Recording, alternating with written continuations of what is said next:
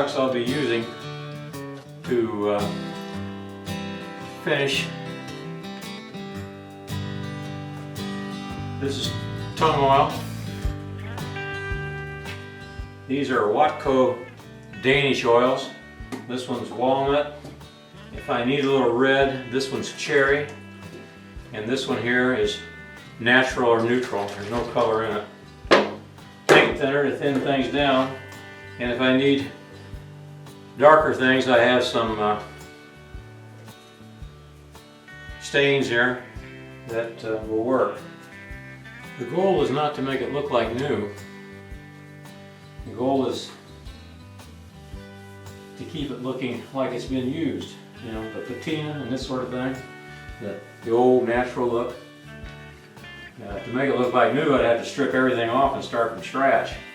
But that's not the goal. I notice on these front legs there's a little shiny, kind of a shiny spot. That's probably where my mom's knee rested against the leg as she sewed. And you know, I don't want to change that. I don't want to completely cover up all the nicks and crannies.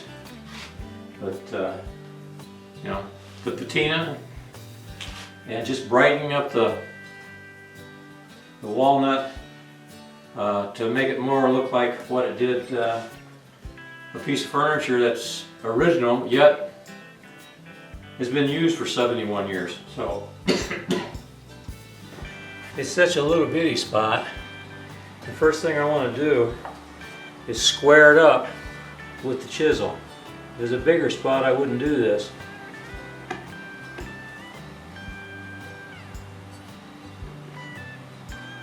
Scrape the old glue out of it.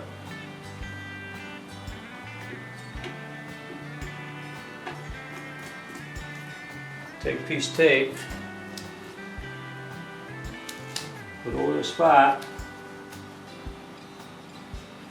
take a pencil,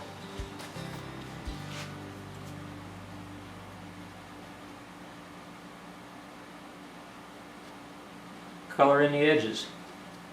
We'll clamp this up and let it dry for a little while before we can do anything more of that. When you're repurposing an antique, well, you're changing the construction of the antique, so you're changing the dynamics of the wood involved. Now, the old inner top was this one with the big hole in it. It's a veneer, and I don't know what kind of wood's on the inside here, but with the hole in the top, from day to day there's not much change in this wood. And what I mean by that is, as you well know, humidity. You know, you ever have a door swell up, it gets real humid, a door, you can't get it open and closed? Well, wood swells too. It has a very dynamic reaction to humidity. Shrinks when it's real dry, expands when it's real wet. Now, I don't know what the moisture content of this was when it was built. Today, modern furniture, they get down to around 6–8% moisture content, and that collapses the grain to where it doesn't want to absorb moisture, humidity, after it's finished, so it stays pretty stable. This being 70-some years old, I doubt if it was quite that dry. But with the big hole, there's not much expansion and contraction. There was a little because the veneer no longer goes perfectly to the edge. Okay, now here's the point. The top was screwed down with these little L brackets. There's a little hole in there, and the screw just fits. I don't know whether you can see that or not, but the screw just fits. So you put the top on there and you screw from the underneath side. Right, there's one here, there's one down here, two on the other side, and then there's two down on the bottom. Okay, that does not allow for any expansion or contraction. Now I'm putting a new piece of wood in here, and that piece of wood is 17 inches wide. And it's one solid piece. It's going to absorb moisture. There's no doubt about it. First of all, it was probably only dried down to about 12–15%. And second of all, it is so big, it's going to get moisture. If you screw it tight, it won't allow for expansion. So what happens? Either the cabinet's going to give, which I don't think it will, or the wood's going to split. It's going to give. And we gotta do something different. And what I'll do is, I'll make little wooden brackets and I'll slot the holes that the screws go in so that the wood can slide back and forth. Now, it's not that much. It may be only a 32nd of an inch or a 64th of an inch, but that is enough to split the wood. So I've got to make little wooden L brackets and I'll slot the hole so that the wood can expand and contract. This is what the hold downs look like. See this little slot there? This backside will be glued to the cabinet, and then the top will fit down flush to this. The screw goes in here like this. So here's the screw, and this will allow the top to slide back and forth. It's not a, I hope I allowed the top to slide back and forth. So, and then on the ends, we have it coming in from the other way. Two different kinds, see that? Again, the top will be able to slide back and forth. Probably really don't need it on the ends, but I do it anyway. So, there's what you have, okay? I'll be mounting these. And what I'll do is put this block on top and push the mount against the block so that it's absolutely flush. So here's the little block right here. There's the top of the cabinet, and here's my block to hold it flush. And I use on the front and the back the ones with the little slides going sideways so that it expand and contract this way. That's what it looks like. So I'll put you on 20 speed and start going to work here.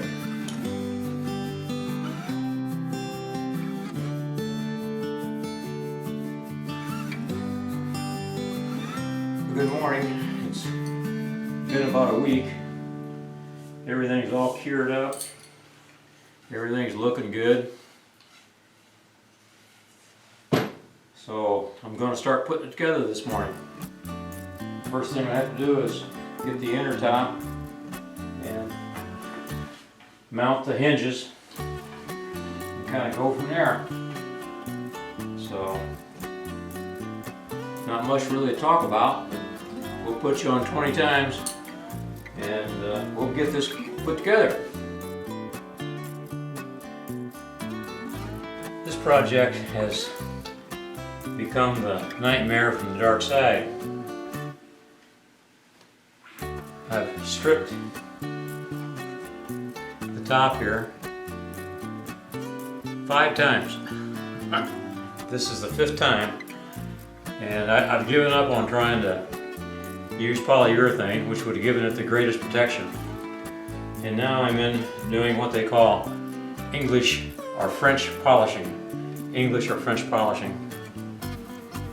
Depending on where you're from, I guess who gets credit for it. But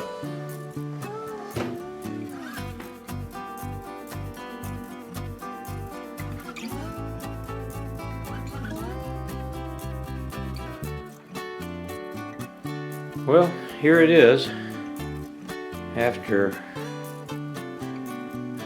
almost 2 long months. But it's finally done. The Singer restoration and repurposing of the Singer sewing machine cabinet number 40.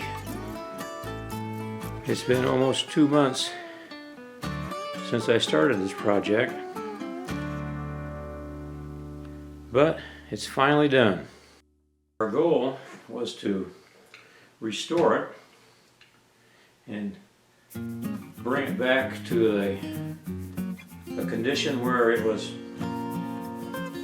not looking like new, but looked like a well-maintained, almost 72-year-old piece of furniture. That was the restoration part.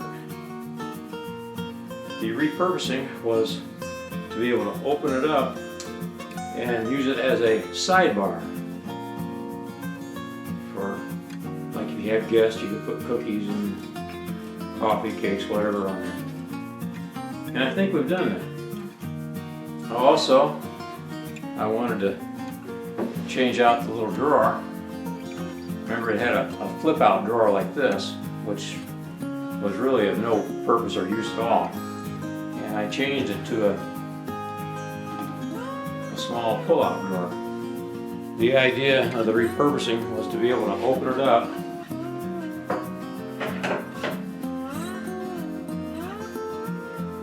and the other side, and to be able to use it, like I said, to put party stuff on, coffee, cakes, whatever. If you remember, there was a big hole right here, and I had a piece of walnut that was wide enough to fit, and so I changed it out and put this piece. And I think it's worked out real well. I don't know of any other way I could have done this to make it any better. And I think we've saved a almost 72-year-old piece of furniture from the scrap pile. I think the condition that it's in now, we're going to get many, many, many years of service. And hopefully this will become a family heirloom. Well, I hope you enjoyed this video. And I hope you learned a few things as I did as I was doing it. And I'm going to do a new project. In fact, I got three projects planned. 2 little ones, and then a larger project. The 2 little ones, I've got a footstool that's got some sapwood on it that I did about 10 years ago or so, and didn't know what I was doing, and so I got this big white streak like I had on this. And then the other one is I found a little carry sewing basket like thing made out of wood, and it's at least 75, 80 years old, and I thought I would try to bring it back to life a little bit.